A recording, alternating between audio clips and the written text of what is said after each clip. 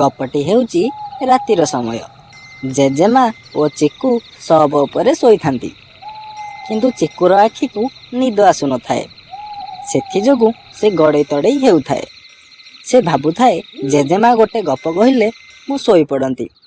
ରାତି ବହୁତ ହୋଇଥିବା ଯୋଗୁଁ ସେ ଜେଜେମାଙ୍କୁ କିଛି କହିପାରୁନଥାଏ। ଏହା ଦେଖି ଜେଜେମା କହିଲେ,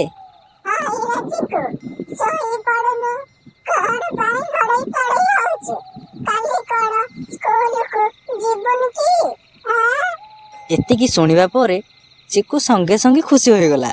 ସତେ ଯେମିତି ବିଲେଇ ବେକରେ ଶିକାଟିଏ ଛିଡ଼ି ଯାଇଛି। ସେ ସାଙ୍ଗେ ସାଙ୍ଗେ ଜେଜେମାଙ୍କୁ କହିଲା, ଜେଜେମା ଗୋଟେ ଗପଟେ କହୁନୁ, ନିଦ ଆସୁନି। ଜେଜେମା ଗୋଟେ ଗପଟେ କହ। ଜେଜେମା କହ ଗୋଟେ ଗପଟେ କହ। ଜେଜେମା ଭଲ ଭାବରେ ଜାଣିଛନ୍ତି ଚିକୁ ଯେତେବେଳେ ବି ହଇରାଣ କରିବ ଚିକୁକୁ ଏଇ ଗୋଟିଏ କଥା ହିଁ କୁହନ୍ତି।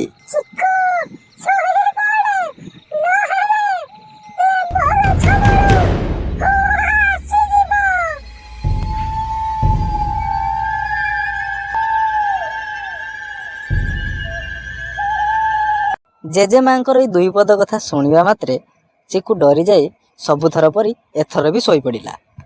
ସେ ଶୋଇବାର କିଛି ସମୟ ପରେ ସେ ଏକ ସ୍ୱପ୍ନ ରାଜ୍ୟରେ ଯାଇ ଓହ୍ଲାଇଲା। ଆଉ ସେଠାରେ ଦେଖେ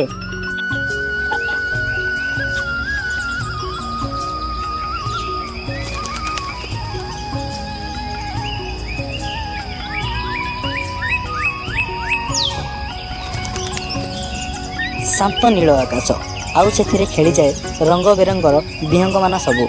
ପୁଣି ଦେଖେ ସବୁଜ ରଙ୍ଗର ଓଢ଼ଣୀ ତଳେ ଧରଣୀ ରାଣୀ ଖିଲି ଖିଲି ହୋଇ ହସୁଥାଏ। ଆଉ ତା ଚାରିପଟେ ସେନା ସାମନ୍ତ ଅସ୍ତ୍ର ଓ ଶସ୍ତ୍ର ଧରି ଛିଡ଼ା ହୋଇଛନ୍ତି। ସେ ମଧ୍ୟ ଏକ ତଲୱାର ଧରି ଏକ ଧଳା ଫରଫର ଘୋଡ଼ା ଉପରେ ବସି ରାଜାଙ୍କ ଠାଣିରେ କହୁଥାଏ, ମନ୍ତ୍ରୀ ମହୋଦୟ, ଆଜ୍ଞା ମଣିମା, ଏବେ ପୁଣ୍ୟର କାର୍ତ୍ତିକ ମାସ ଚାଲିଛି। କ'ଣ ଆମ ରାଜ୍ୟର ସମସ୍ତ ଲୋକ ଧର୍ମକର୍ମରେ ଲିପ୍ତ ଅଛନ୍ତି ତ? ଆଜ୍ଞା ମଣିମା, ଆମ ରାଜ୍ୟର ସମସ୍ତ ଲୋକ ହବିଷ କରିବା ସହିତ ଦାନ ଧର୍ମ ଆଉ ହରିନାମ କୀର୍ତ୍ତନର ବେଶ ଧୁମଧାମରେ ପାଳନ କରୁଛନ୍ତି। ଅତି ସୁନ୍ଦର ମହାମନ୍ତ୍ରୀ, ଅତି ସୁନ୍ଦର।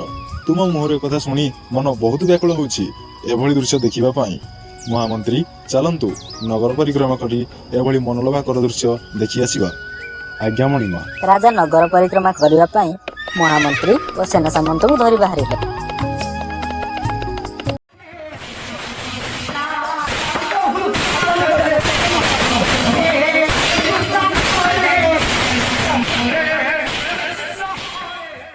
ରାଜା କିଛି ଗୁଡ଼ିଏ ଗାଁ ବୁଲିବା ପରେ ସେ ଦେଖିବାକୁ ପାଇଲେ ଯେ କୀର୍ତ୍ତନର ତାଳରେ ଗାଁ ପୁରା କମ୍ପି ଉଠୁଥିଲା।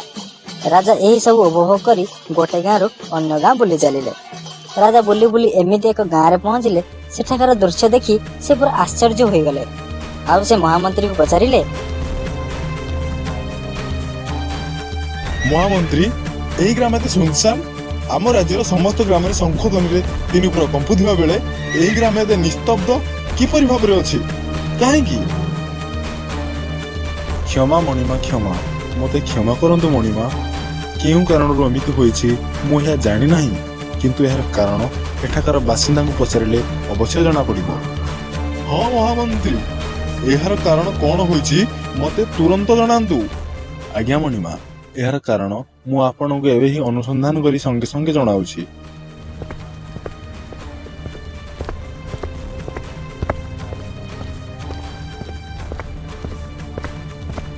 ଏହାପରେ ମନ୍ତ୍ରୀ ଦେଖିଲେ ଯେ ସମସ୍ତଙ୍କ ଘର ଭିତର ପଟୁ ବନ୍ଦ ହୋଇଛି।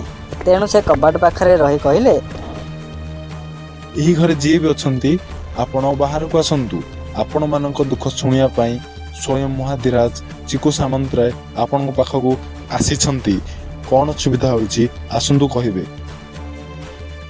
କିଛି ସମୟ ପରେ ଦୁଇଟି ଲୋକ ଘରୁ ବାହାରିଲେ। ମହାରାଜାଙ୍କର ଜୟ।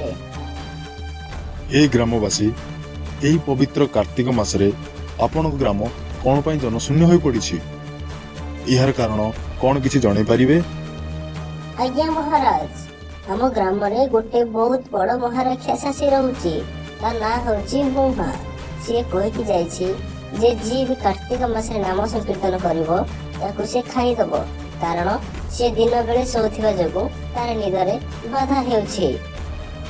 ମୋର ପ୍ରିୟ ଗ୍ରାମବାସୀ ମାନେ, ଆପଣମାନେ ଏତେ ଅସୁବିଧାର ସମ୍ମୁଖୀନ ହେଉଛନ୍ତି ବୋଲି ମୋତେ ଜଣା ନଥିଲା। ପରନ୍ତୁ ଏବେ ଆପଣମାନେ ନିଶ୍ଚିନ୍ତରେ କାର୍ତ୍ତିକ ମାସର ଧର୍ମ କାର୍ଯ୍ୟରେ ଯୋଗଦାନ କରନ୍ତୁ। ମୁଁ ଏହିଠାରେ ରହି ଆପଣମାନଙ୍କୁ ରକ୍ଷା କରିବି। ରାଜାଙ୍କ ମୋର କଥା ଶୁଣିବା ପରେ ଗ୍ରାମବାସୀମାନେ ଖୁସିରେ ନାମ ସଂକୀର୍ତ୍ତନ କରିବା ଆରମ୍ଭ କରିଲେ। କିଛି ସମୟ ପରେ ଝଡ଼ ତୋଫାନ ମାଡ଼ି ଆସିଲା। ଅଶୂନ୍ୟରୁ ଶୁଭିଲା ଏକ ଭୟଙ୍କର ଶବ୍ଦ। ଏ ହୁଁ ଆସିଲାଣି, ସବୁ ପଳେଇ ଚାଲ ଖାଇଦବ। ହୁଁ ଆସିଲାଣି, ପଳେଇ ଚାଲ।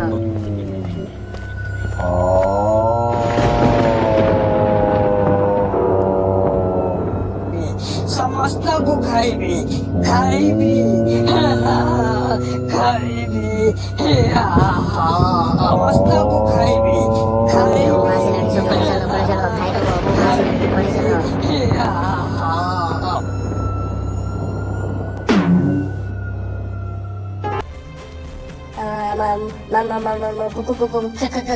କ୍ଷମା କରିଦିଅନ୍ତୁ ମହାରାଜ। ମହାରାଜ କହିଲେ ବୋଲି ଆମେ ସବୁ ନାମ ସଂକୀର୍ତ୍ତନ କରିବା ଆରମ୍ଭ କରିଲୁ, ନଚେତ ଆମେ କେହି ବି ଘରୁ ବାହାରୁ ନଥିଲୁ। ଆମକୁ କ୍ଷମା କରିଦିଅନ୍ତୁ ମହାରାଜ। କିଏ ସେ ତମର ମହାରାଜ? ଦେଖାଅ, ତାକୁ ବି ଖାଇବି ଆଉ ତମ ମାନଙ୍କୁ ବି ଖାଇବି, ସମସ୍ତଙ୍କୁ ଖାଇବି ଖାଇବି ଖାଇବି। ମୁଁ ସେମାନଙ୍କୁ କହିଛି ଏମିତି କରିବା ପାଇଁ। ଓହୋ, ଚିକୁ ମହାରାଜ, ଶୁଣି ରଖ ଚିକୁ ମହାରାଜ, ମୋ ନାଁଟି ହଉଛି ହୁହା। ମୋ ସାଙ୍ଗେ ଯିଏ ଲାଗିବ ତାକୁ ଖୁଆଇବେ ମରଣର ମୁଆ, ମରଣର ମୁଆ। ହି ହି ହି ହା ହା ହା ହା, ମରଣର ମୁଆ। ହି ହି ହି ହି ହା ହା ହା। ରେ ଦୁଷ୍ଟ ରାକ୍ଷସ ଦୁରାଚାରୀ, ତୁ ବି ଶୁଣି ରଖ। 1 2 3 4 5 15 ତୋ ମୁଣ୍ଡକୁ କାଟି କରିବି ମୁଁ ଚିମ୍ ଛତର। अरे ये चिकू महाराज, तू कौन स्कूल को ଯିବୁନି? ଉଠୁନୁ, ଉଠ। ଆରେ ଏ ହୁହା ମହାରାକ୍ଷସ, ତୁ କଣ ଜାଣିନୁ ମୁଁ ମହାଧିରାଜ ମହାପ୍ରତାପୀ ରାଜା ଚିକୁ ସାମନ୍ତରାୟ। ମୁଁ କଣ ପାଇଁ ସ୍କୁଲ ଯିବି? ତୋର ଆଜି ରକ୍ଷା ନାହିଁ। ଦୁଷ୍ଟ ରାକ୍ଷସ, ତତେ ଏଇଠି ହିଁ ନିପାତ କରିବି। ଏତିକି କହି ରାଜା ରାକ୍ଷସକୁ ମାରିବାକୁ ଗଲା ବେଳେ ସେ ପଡିଗଲେ ଆଉ ବେହୋସ ହୋଇଗଲେ। ତାଙ୍କର ଆଖି ଖୋଲିଲା ବେଳକୁ ସେ ଶୋଇଛନ୍ତି ଆଉ ଜେଜେମା କହୁଛନ୍ତି, ଏହାପରେ ଜେଜେମା ଚିକୁକୁ ସ୍କୁଲ ଯିବା ପାଇଁ ଉଠେଇଲେ, କିନ୍ତୁ ଚିକୁର ସ୍ୱପ୍ନ ଦେଖିବା ଆଧାର ରହିଯିବାରୁ ସେ କାନ୍ଦିବାକୁ ଲାଗିଲା।